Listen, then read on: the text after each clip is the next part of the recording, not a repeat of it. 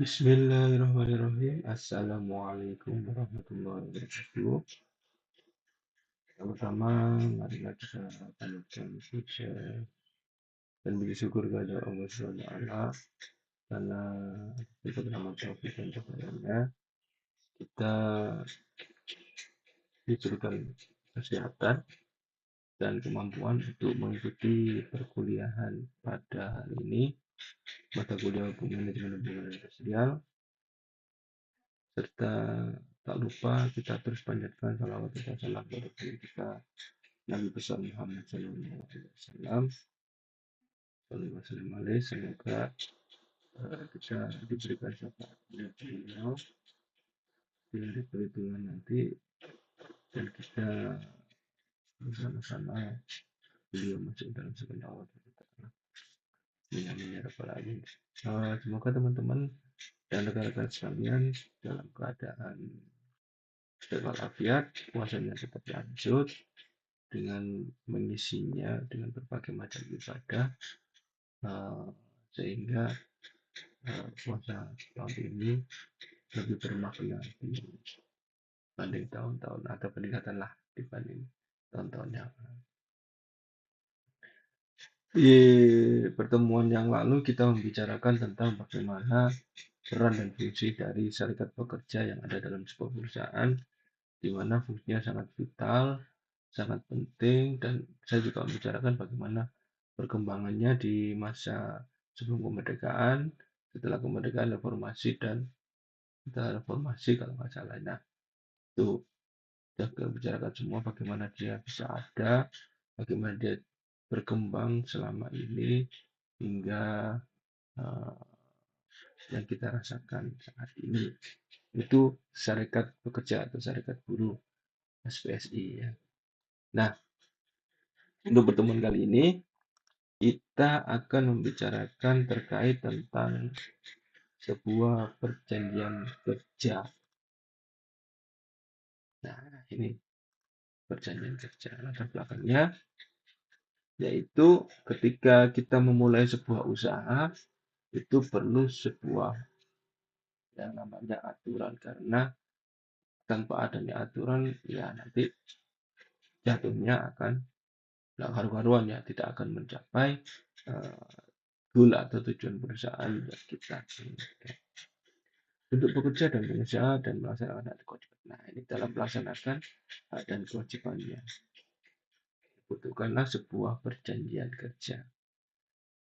Nah, dibuatnya aturannya pun penerapannya juga terkadang tidak ada kesesuaian atau ada penyimpangan di bagian-bagian tertentu. Semuanya ya. Pasti kalau ada aturan itu ada penyelewangan dan dicarikan istilahnya celahnya gimana. Kadang-kadang ada yang kewajiban tidak penuhi, maka muncullah yang namanya peraturan perusahaan. Di mana aturan perusahaan ini tujuannya adalah digunakan untuk agar tujuan dari perusahaannya itu tercapai, serta meningkatkan kinerja karyawan dan pemenuhan hak-haknya dari karyawan tersebut. Sekali lagi, kalau namanya ada peraturan, tentunya terjadi perselisihan antar pekerja dan pengusaha ya. Nah, mungkin ada ketidakcocokan atau ada yang disalahi, mungkin jam kerjanya atau internal perusahaannya ya, sehingga menimbulkan jalan buntu, sehingga perlu dibuatlah sebuah PKB atau perjanjian kerja bersama, di mana perjanjian ini lebih luas dan menaungi keduanya, yaitu pengusaha dan para pekerja secara luas. Nah, perjanjian kerja, peraturan perusahaan, dan perjanjian kerja bersama ini ketiganya bertujuan untuk menciptakan suasana kerja yang aman, di mana dengan adanya tujuan pekerjaan yang dilakukan dengan aman dan nyaman, maka akan terciptalah yang namanya hubungan industrial yang itu ada belakangnya. Jadi peraturan perusahaan dibuat untuk melaksanakan kewajibannya, terus tidak terpenuhi, dibuat perjanjian lagi, dibuat perjanjian lagi, yang akhirnya nanti ujungnya adalah ke PKB atau perjanjian kerja bersama yang melibatkan banyak elemen-elemen perusahaan sejenis ya, atau mungkin perusahaan-perusahaan dari sini yang memiliki permasalahan yang sama. Jadi nanti ketemu di sana membuat sebuah perjanjian kalau ada permasalahan ini solusinya itu berapa perjanjian kerja. Ini penjelasannya dari ketiga elemen tadi, perjanjian kerja, peraturan perusahaan, dan peraturan kerja bersama.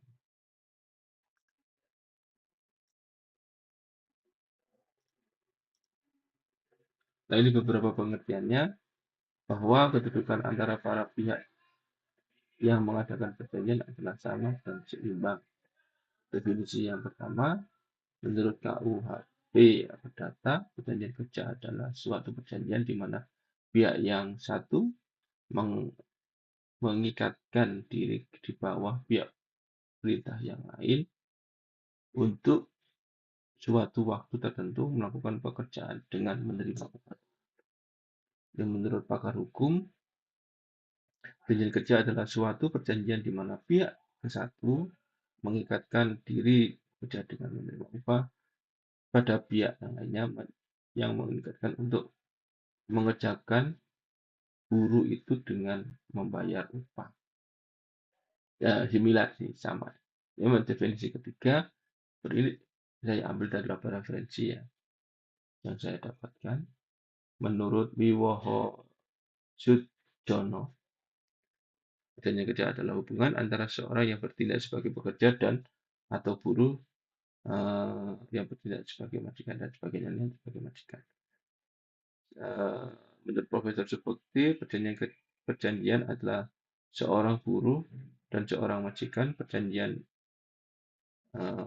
Perjanjian mana ditandatangani dengan ciri-ciri adanya upah dan gaji tertentu yang diperjanjikan dan adanya hubungan di peretas, yaitu satu hubungan berdasarkan mana pihak yang satu tidak memberikan perintah-perintah yang harus ditaati oleh pihak yang lain.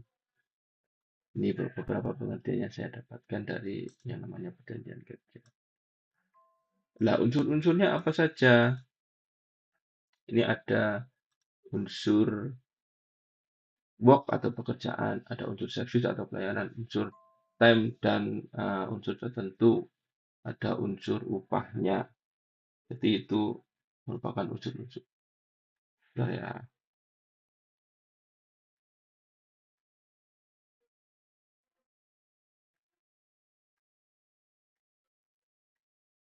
ya, ada unsur pekerjaan di mana dalam sebuah perjanjian kerja tersebut haruslah ada suatu pekerjaan yang diperjanjikan dan dikerjakan oleh pekerja yang membuat pekerjaan tersebut.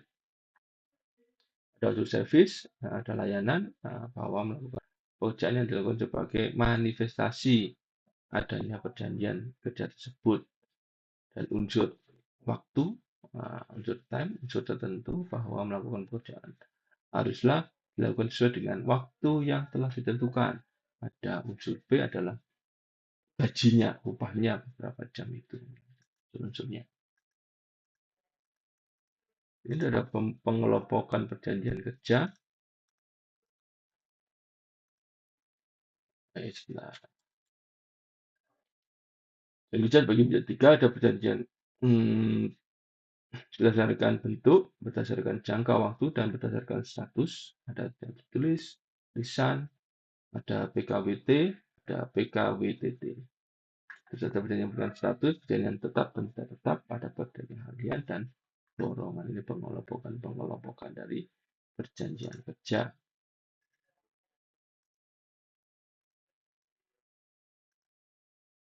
Perjanjian kerja dibuat secara tertulis, sekurang-kurangnya harus memuat ini.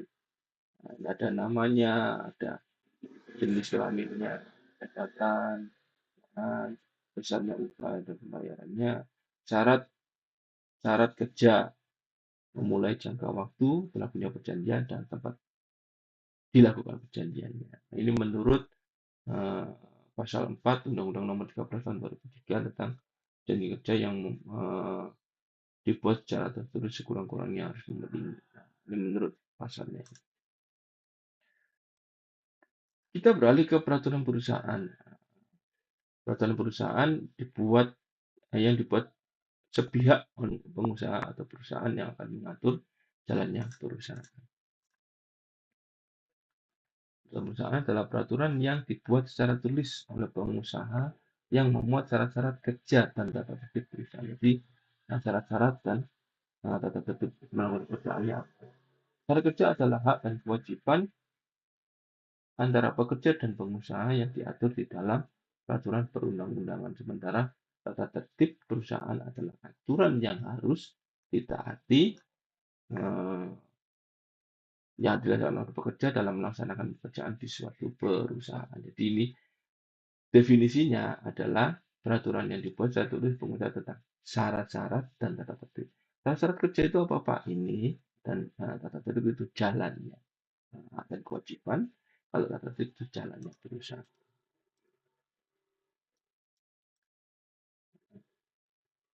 Syarat perumusan dan pemberlakuan peraturan perusahaan. Peraturan perusahaan biasanya dibuat oleh dan disusun oleh pengusaha, kemudian diberlakukan untuk karyawannya atau pekerjanya.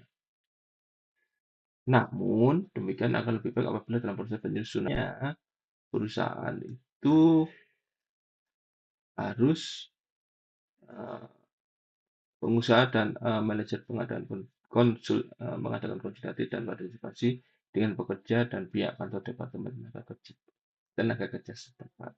Jadi tidak semerta-merta mereka membuat peraturan perusahaan tersebut ya dengan melakukan konsultasi-konsultasi tertentu kepada tenaga kerja misalnya atau dengan pihak manajemen ya, dengan pihak luar lah istilahnya atau dengan perwakilan gitu ya. Atau perwakilan yang mewakili pekerja itu terhadap organisasi atau apa ormas ini biasanya ada yang mengetahui tentang ormas ketenaga kerjaan misalnya. Kemudian diadakan konsultasi dengan pihak pekerja dimasukkan karena pihak pekerja akan terkena langsung dengan peraturan perusahaan tersebut. Dengan adanya partisipasi atau konsultasi dengan pihak pekerja, maka pihak pengusaha dapat mengetahui betul bagaimana reaksi pekerja terhadap peraturan perusahaan yang dikenakan kepadanya. Sedangkan konsultasi dengan Departemen Tenaga Kerja dimasukkan adalah peraturannya tidak akan melanggar dengan aturan-aturan yang ada di dalam sebuah negara atau dalam sebuah aturan perundang-undangan ya misalnya di Indonesia ini. Terus peraturan perusahaan. Tujuan peraturan perusahaan. Tujuan pertama adalah menjamin hak dan kewajiban pengusaha. Yang kedua adalah menjamin hak dan kewajiban buruh, pengusaha dan buruh, pedoman bagi pengusaha bekerja dalam melaksanakan tugas dan kewajibannya menciptakan hubungan kerja yang harmonis, menjamin dan memajukan dan menjamin keberlangsungan perusahaan dan meningkatkan kesejahteraan pekerja dan keluarganya. Nah ini tujuan adanya peraturan perusahaan agar hak dan kewajiban yang terjamin sebagai pedoman. Oh, melakukan perusahaan itu seperti ini. Akhirnya terciptalah hubungan yang harmonis. Tujuannya adalah menciptakan hubungan yang harmonis, tidak saling menentang kewenangan-kewenangan satu bagian dengan bagian lain atau mempekerjakan bagian yang lain, yang satu dengan yang lainnya dengan tidak adil dan sebagainya. Nah, itu akhirnya terciptalah hubungan yang harmonis di sana. Dia bekerja sesuai passionnya, dia bekerja sesuai dengan job desk-nya, terus memajukan dan menjamin keberlangsungan perusahaan dan menjamin keberlangsungan perusahaannya. Jadi dengan adanya si perusahaan ini, perusahaan itu tidak mengalami kerugian yang besar dan inefisiensi, produksinya terus, tidak ada yang macet dan sebagainya ya. Dan terakhir adalah tujuannya adalah untuk meningkatkan kesejahteraan pekerja dan keluarganya.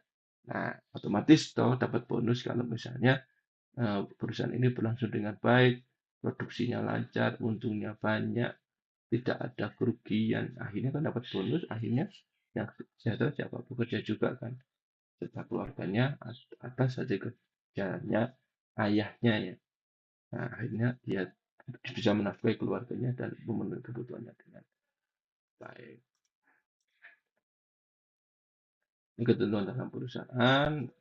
Dalam peraturan perusahaan, perusahaan mempekerjakan 10 pekerja atau lebih. Pembuatan peraturan perusahaan merupakan tanggung jawab pengusaha, dan eh, dalam menyusun ya, dalam menyusun peraturan perusahaan mempertimbangkan sarana dan pertimbangan pekerja, wakil pekerja dan serikat pekerja dapat memberikan saran dan kritik, pertimbangan peraturan yang diusulkan oleh perusahaan, dan lain sebagainya sampai ke bawah maupun dibaca sendiri adalah ketentuan dalam peraturan perusahaan yang harus ada. Jadi,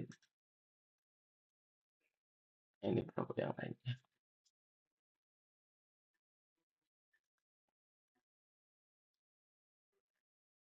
Nah, bentuk dan isi peraturan perusahaan. Nah, ini ada bentuk dan isi peraturan perusahaan dapat berbeda sesuai dengan jumlah karyawan, struktur jabatan, dan ketentuan yang diinginkan. Pemerintah telah mengatur hak dan kewajiban pekerja dan juga hak dan kewajiban pengusaha yang dimuat dalam PP agar mudah dipahami. Dalam peraturan yang diatur oleh pemerintah merupakan standar minimum yang diberlakukan oleh perusahaan harus maksimal dapat melindungi dan memberikan hak-hak mereka. Nah, ini isi-isinya peraturan perusahaan. Ya, ada penerimaan pegawainya, kriterianya gimana, ada waktu dan harinya, 6 hari kerja atau 5 hari kerja, lemburnya juga Sabtu Minggu atau ada lembur atau pas hari-hari besar, tanggal merah. Nah, ini gimana? Terus ada hak cuti, hak cutinya berapa hari dalam setahun, skala upahnya dan tunjangannya ada skalanya berapa, ikut ring berapa, ada skalanya, terus tunjangannya apa aja. Ada program keselamatan dan kesehatan kerja ketiganya, kalau di lapangan itu harus memakai apa, nah itu ada ketentuan yang kita bicarakan nanti di pertemuan berikutnya ya. Perawatan dan kesehatan pengobatan kalau terjadi sakit, itu apakah ada perawatan kesehatannya di on the spot misalnya. Nah, ketentuan dan tindakan disiplin, pemutusan hubungan kerja, pesangonnya itu diatur di dalam peraturan perusahaan, dan penyelesaian perselisihan jika terjadi perselisihan mungkin antara pekerja dan pengusaha atau pekerja dan pekerja sendiri atau pekerja dengan serikat pekerja. Nah, ini nanti ada cara-cara penyelesaiannya. Terus ada dana jaminan sosial dan pensiun. Nah, Nah, peraturan yang selanjutnya adalah yang namanya perjanjian kerja bersama atau PKB. Perjanjian kerja bersama adalah perjanjian kerja dan hasil perundingan antara serikat pekerja dan beberapa serikat pekerja yang tercatat dalam uh, instansi yang berkepentingan di bidang ketenagakerjaan dengan pengusaha dan atau perkumpulan pengusaha untuk membuat persyaratan hak dan kewajiban kedua belah pihak. Nah, ini sudah ranah atas ini. Istilahnya semua wakil-wakil pekerja, semua wakil-wakil pengusaha itu berkumpul untuk melakukan perjanjian kerja bersama. Ini ada nama tempat, ini isi dari PKP-nya, ada kewajiban usaha, ada kewajiban serikat pekerja dan sebagainya. Jangka waktunya, tujuannya apa? Adanya PKP itu menegaskan hak dan kewajiban dari pengusaha dan pekerja. Jadi karena berkumpul bersama ya dari perwakilan-perwakilan ini, mereka membuat sebuah perjanjian kerja yang baru, ya, yang mungkin untuk semua ya berlaku untuk semua. Jadi mempertegas di sini. Mereka berkumpul untuk menyelesaikan permasalahan baik pengusaha maupun pekerja. Menciptakan hubungan Indonesia yang ambisius, menetapkan secara bersama syarat kerja, keadaan finansial, mengatur hubungan kerjaan yang belum diatur dalam peraturan perundangan. Jadi ada hal-hal yang belum mungkin diatur atau mungkin terlalu ya spesifik mungkin ya. Jadi tidak diatur dalam perundang-undangan, makanya diatur di sini di perjanjian kerja bersama. Mengurangi timbulnya perselisihan dalam hubungan industrial, membantu ketenagakerjaan dalam mendorong semangat dan kegiatan kerja yang tekun dan rajin. Pengusaha dapat menganggarkan biaya tenaga kerja yang dicadangkan dan disesuaikan masa berlakunya. Nah, ini saya rangkum. Apa sih Pak perbedaannya perjanjian kerja, peraturan perusahaan, dan PKB atau peraturan kerja bersama. Kalau perjanjian kerja ini dibuat oleh pekerja dan pengusaha, wajib oleh pengusaha yang mempekerjakan sekurang-kurangnya 10 orang, dibuat oleh syarikat pekerja dengan pengusaha. Syarikat-syarikatnya ya, betul-betul. Jadi kalau ini dibuat bersama-sama, ini dibuat intern, ini dibuat bersama-sama yang lebih besar lagi. Pengesahan berdasarkan kesepakatan atau tanda tangan kedua belah pihak. Perlu pengesahan dari Menteri Tenaga Kerja atau pejabat yang bersangkutan. Tidak memerlukan pengesahan tersebut. Dibuat oleh perusahaan yang memiliki serikat pekerja, dibuat oleh perusahaan baik yang mempunyai serikat pekerja maupun tidak mempunyai serikat pekerja, dibuat oleh perusahaan yang mempunyai serikat pekerja. Tidak dapat digandingkan dengan perjanjian kerja bersama karena surat perjanjian kerja memuat hak dan kewajiban tiap karyawan yang berbeda sesuai dengan jenisnya.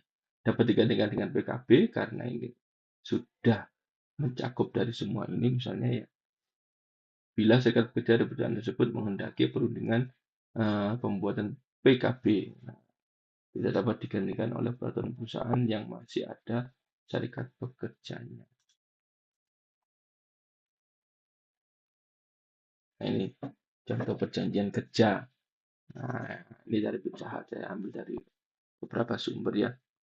Ada pasal-pasalnya yang mengatur hak dan kewajibannya, upahnya, tempat kerjanya, sebagainya. Ada jam sosteknya atau ada BPJS-nya. Nah, kesimpulannya, dalam melaksanakan suatu perusahaan atau roda usaha diperlukan adanya perjanjian kerja, peraturan perusahaan, dan perjanjian kerja bersama untuk menciptakan hubungan kerja yang harmonis. Perjanjian kerja itu apa? Adalah hubungan peraturan kerja itu apa? Dan peraturan perusahaan adalah peraturan yang secara ditulis oleh pengusaha yang memuat syarat-syarat kerja dan tata tertib perusahaan. Perjanjian kerja yang merupakan hasil perundingan serikat pekerja dan semuanya itu merupakan perjanjian kerja bersama. Tujuannya adalah satu, untuk mengatur flow perusahaan agar tidak terjadi berbagai atau terjadi kesalahpahaman. Makanya harus ada peraturan perusahaan, perjanjian kerja, dan peraturan kerja bersama. Oke, demikian pertemuan kali ini. Kurang lebihnya mohon maaf. Saya ucapkan selamat menyongsong ya. Selamat menyongsong Idul Fitri. Taqabbalallahu karim. Mohon maaf jika ada kekurangan dalam menyampaikan beberapa materi, dan kedepannya saya akan lebih baik dan lebih baik lagi. Oke, saya akhiri pertemuannya. Assalamualaikum warahmatullahi wabarakatuh.